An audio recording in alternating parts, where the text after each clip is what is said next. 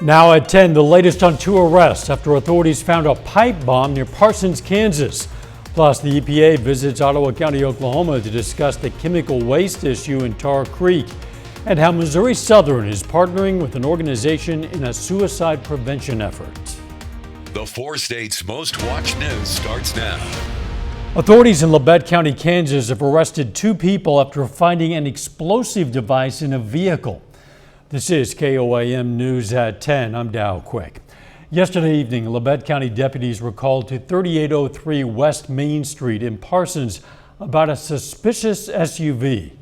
Police say when deputies arrived, they found three people coming out of a storage unit that did not belong to them.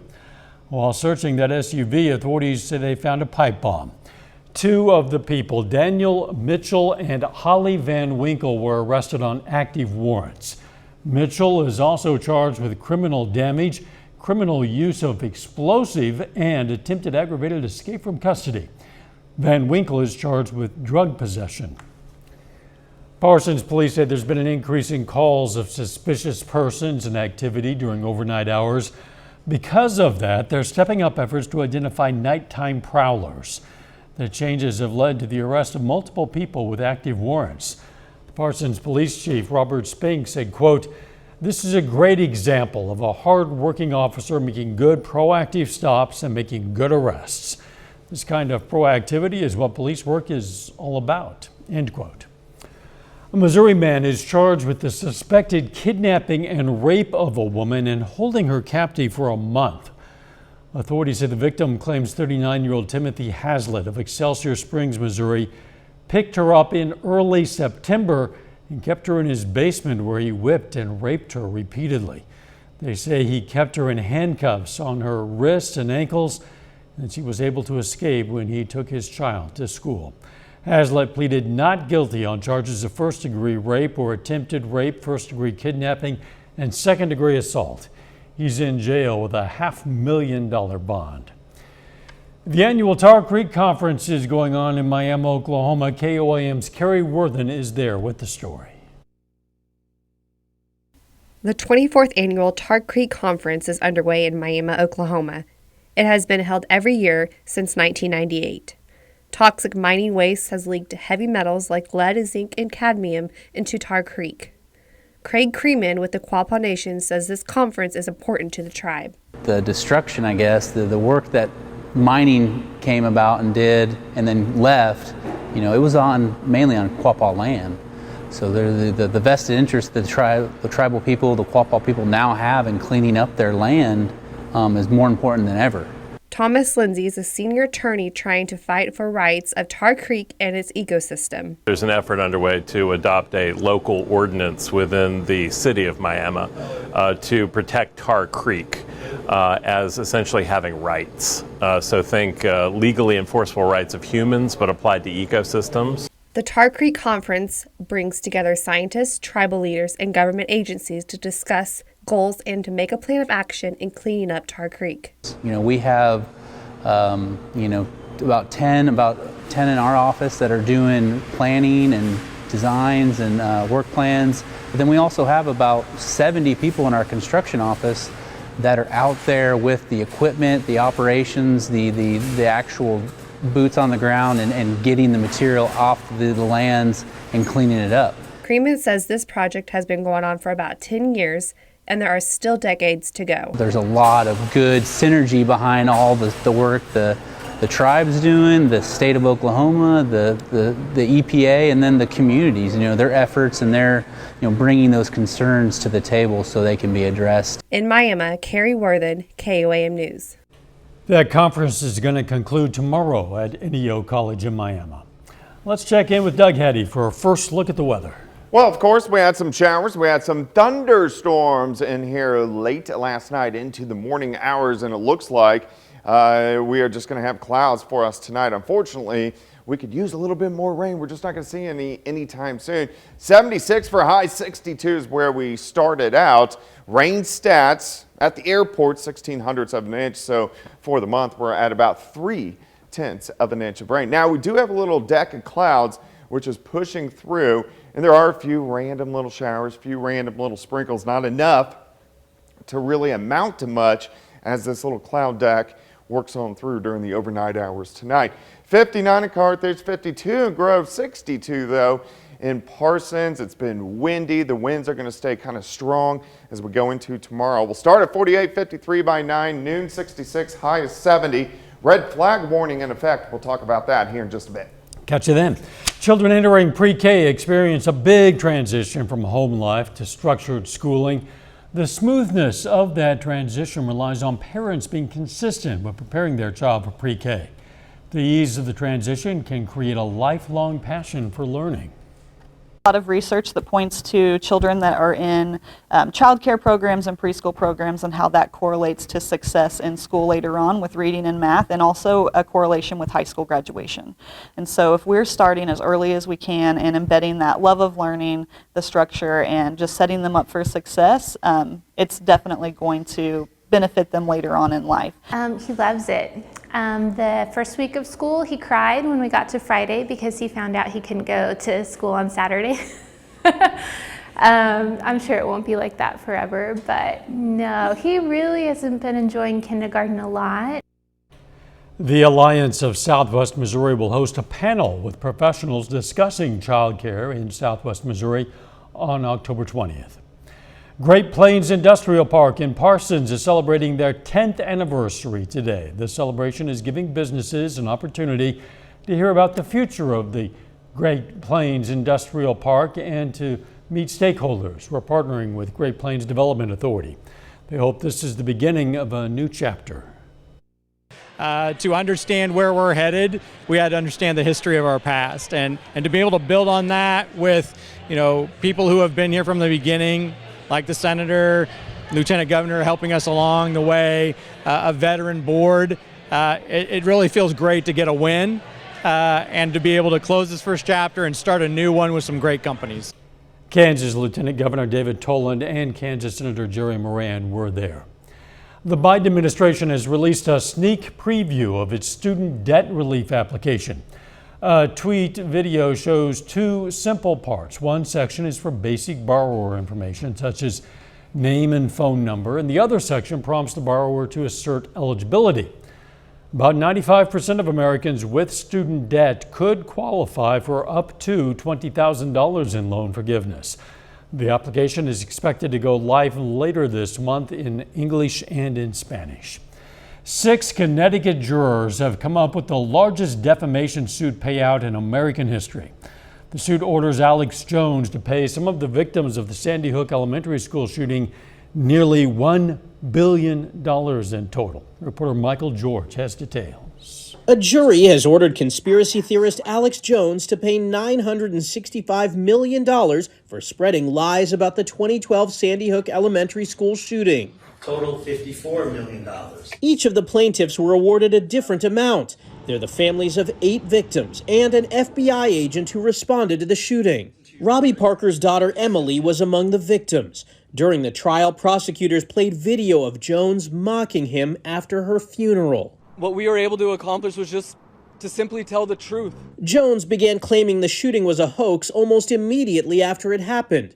Families testified that his followers threatened and harassed them online and in person. There will be more Alex Joneses in this world, but what they learned here today is that they absolutely will be held accountable. Erica Lafferty lost her mom, Sandy Hook principal Dawn Hochsprung. And in this big moment, like in every big moment, since the shooting, I wish I could just call my mom and tell her about it. Jones mocked the verdict from his studio. His attorney promised to appeal. From start to finish, the fix was in. CBS News legal analyst Jessica Levinson says there will be an extensive effort to ensure the victims are paid. We will be looking at wage garnishes. We will be looking at liens. We will be looking at all different ways to try and recover every bit of these verdicts. Jones is facing another trial brought by a victim's family. It's expected to start later this year. Michael George, CBS News. In August, Jones was ordered to pay $49 million after a similar case. He claims he can't afford the payments, but experts say he and his company are worth more than $100 million. Still ahead, Missouri Southern's efforts to spread suicide prevention awareness, and later we're going to hear from Missouri Southern on their matchup this weekend against Central Missouri.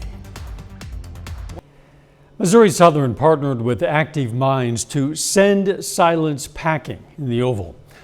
Active Minds is a suicide prevention nonprofit working to change the culture around mental health. KOAM Shagun Bamadeli has more. The Send Silence packing display features stories of those who are affected by suicide. These stories are attached to the backpacks that are laid down across the lawn and all way for students to read. I think by showing how common suicide actually is among students, I think that will help bring awareness and hopefully help lower the suicide rates of students in college and on MSSU's campus. Since 2019, Missouri has had 5 times more suicide deaths per year than alcohol-related or automobile accidents. I think it's important because mental health can kind of really be overlooked sometimes. College is hard, school is hard, high school is hard. It's all just very hard, and you don't realize what goes into it mentally until you're at a point where you're so mentally drained from all the schoolwork and trying to work a job on top of it all. All of these backpacks that belong to students, they seem to be somewhere on my age or somewhere around that area, and this area of time is very, very difficult, both being in school and adjusting to life and being an adult, which is very difficult, very hard. A mental health advocate tells me what he hopes this presentation will do. A display like this starts conversations, starts to change the conversation, change the culture around people talking about mental health and suicide. And we're really trying to get rid of some of the stigma that sort of prevents people from talking about mental health and suicide. In Joplin, Shagun Bamdele, KOAM News. If you're in crisis or thinking about suicide, you can text BRAVE to 741-741. You can also call the National Suicide Prevention Hotline at 811. A little bit later, Webb City takes on Mcdonald County in the semifinals of the Class 4 District 7 softball tournament. Plus, the winds pick up once again for us tomorrow. Those details coming up.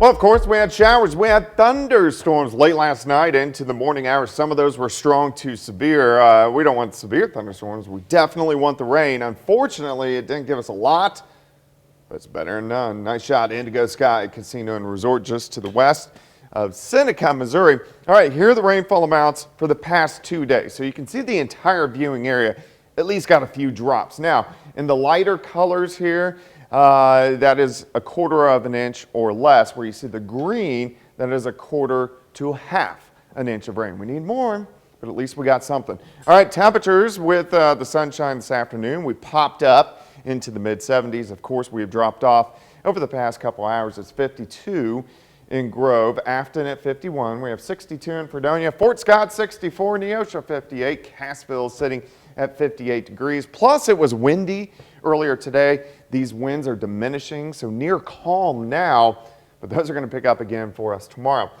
All right, 59 at the airport, northerly winds 5 to 10, humidity is at 49%, and we do have a little deck of clouds which are rotating in. We have a weak little trough or a weak little front wind shift line that is pushing off toward the south. Now, with those clouds, where the thicker ones are, we're getting a few sprinkles, maybe a random shower. That's going to be it. Those clouds are going to be all the way through by the time we head into the morning hours. So this little storm system wrapping up parts of Wisconsin. You can see that weak little front all the way off toward the south. But the reason we've actually cooled down is look at this huge upper level low across the Great Lakes. So we're going into Friday. So we get that cooler Canadian air which works in, but it also doesn't allow any big storm systems out west to move into the region. But this is going to be a recurring theme as we go all the way through the winter into the spring with this year's pattern. Unfortunately, that means some pretty big cold snaps as we get into the winter months. All right, for us tonight, clouds rotate through, gone by morning, mid-40s. By the noon hour, most of us will warm up into the mid-60s for highs. By the afternoon, near 70. 69 in Stockton, 71 at Grand, 73 in Parsons, about 70 in Pittsburgh. Here's your day planner for you. will start in the 40s, 66 by noon, 69 by 5 p.m. It is going to be windy though. Tomorrow night, clear skies, continue a little bit colder. We drop back into lower 40s for overnight lows. And then Friday, shaping up pretty good, a little bit warmer. Most of us go into the upper 70s during the afternoon. But the winds, they're not going to be bad tonight, but they pick up tomorrow. In fact, we're going to have winds gusting 25, 30, maybe 35 miles per hour. This is why we have a red flag warning for tomorrow. The humidity is going to be very low. It's going to be windy. You don't want to burn across the region. So if we look at our wind forecast, your trash can's not going to be gone. We're kind of teetering on that knocked over to in your neighbor's yard, so you may watch that by tomorrow morning or afternoon. 70 tomorrow, alert day for a red flag warning. 79 Friday, so we do heat up. 78 Saturday. We have maple leaf on Saturday. We are going to have some clouds, may pick up a few random showers. Most of those will stay in our southern counties. And then we cool down. Next Tuesday morning and Wednesday morning, we're going to teeter on possible frost. The average frost is about October 21st, so this would be a little early. Yeah, but not very early. No, it's pretty close to on time. Thanks, Doug. Still ahead, the Missouri Southern Lions aim for back-to-back wins against Central Oklahoma this weekend. We're going to hear from the Lions. And Webb City softball hits the field against Mcdonald County with a spot in the district championship on the line. Jacob Leonard has that and more up next.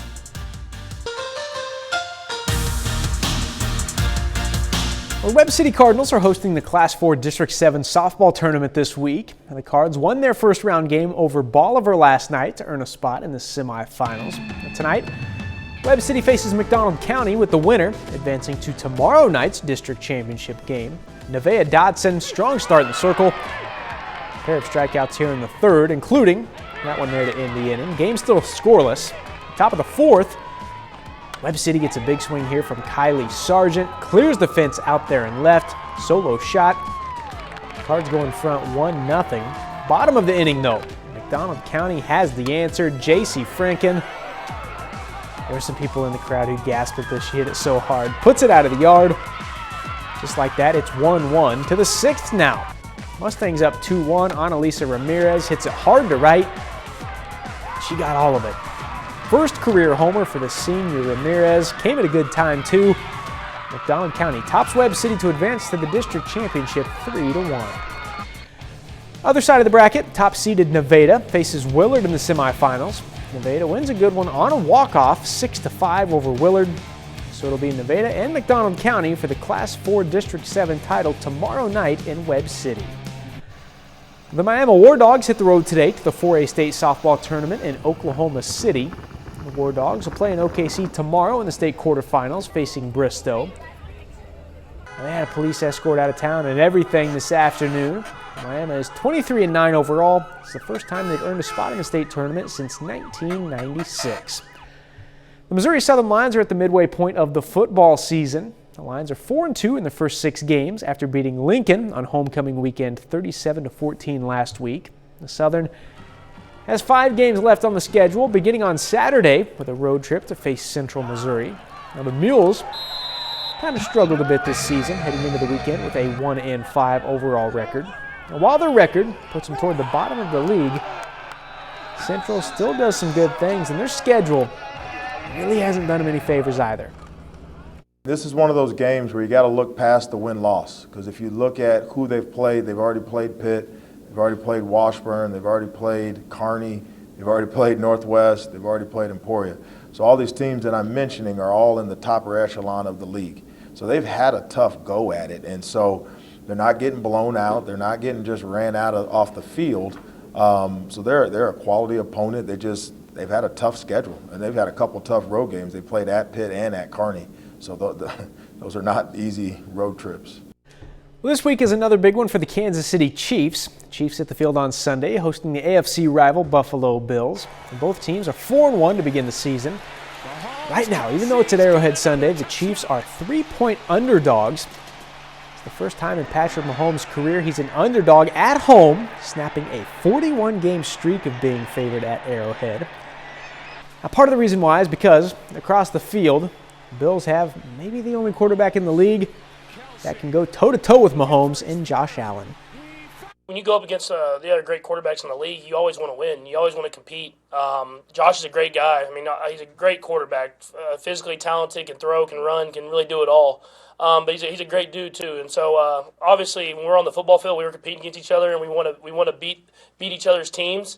But I have a ton of respect for him and the player and person that he is. We just have to be defining our assignment, and in our pass rush lanes, just making sure that everybody's on point, everybody's where they're supposed to be, and just try to bottle him in. Because if we're undisciplined, then he can break it out of the gate and hurt us big time. I talked on our podcast a couple weeks ago about how Tom Brady and Patrick Mahomes have kind of ruined watching other football teams for me because they're so good. It'll be a breath of fresh air to watch Mahomes and Allen go at it again. This will be the biggest challenge for the Chiefs this year. They better play better than they played Monday night against the Raiders. We'll be right back. Take time now to honor a local veteran. Raymond Rich Sr. served in the U.S. Army from 1950 to 1971. His hometown, Neosho, Missouri, and we are proud to salute Staff Sergeant Raymond Rich Sr., a four-state hero. The Pittsburgh Community Theater tonight is getting ready to put on a show. They rehearsed their performance of the play, The Theory of Relativity. Organizers say it's a joyous look at several interconnected lives. I wanted to select a piece that moved not just me, but I felt would speak to a larger community. And I feel like even though this show is more of a college-aged show, there's definitely connections that everyone of all ages can make in this show. And it's a show just about life, if I have to break it down really simply. Opening night this Friday, 7:30 p.m. You might want to check it out. The nights are getting cooler and cooler, Doug. It is another chilly night tonight. We'll back down into the mid-40s. Red alert day tomorrow. It is red due to a red flag warning. So the humidity is going to be low. It's going to be windy. You definitely don't want to burn. High temp is 70, 79 on Friday. High school football weather looking pretty good. Final sports notes. We've had nice high school football weather all season long. Actually, it was a little warm early, but I love to see 70 on Friday night. We told you it's going to be in Nevada, Mcdonald County tomorrow night for the Class 4 District 7 softball championship. That game will be at 5:30. We're going to be in Carthage on Friday. Yeah, we will. Big game. Joplin, Carthage, both teams 6-1 will be out there. Very good. Morning show starts at 5 a.m. Let's make it a great tomorrow.